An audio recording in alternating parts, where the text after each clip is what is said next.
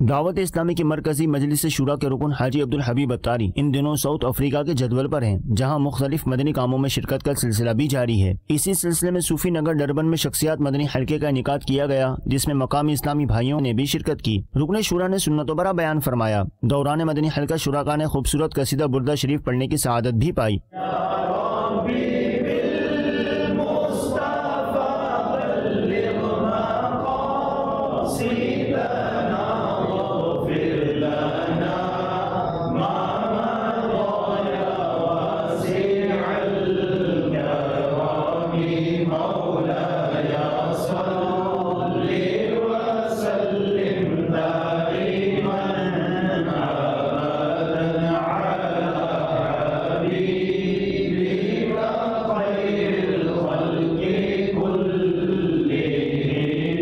مدنی حلقے کے اختتام پر صلاۃ و سلام بھی پڑھا گیا۔